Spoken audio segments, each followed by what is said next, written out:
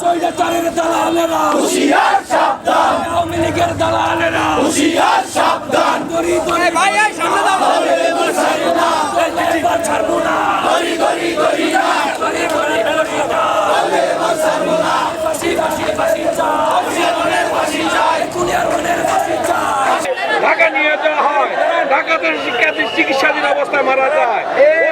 তাকে হত্যা করে ক্ষান্ত হয়নি, এই হত্যা মামলায় আমাদেরকে আসামি করেছে। আমাদের ফাঁসি চাই।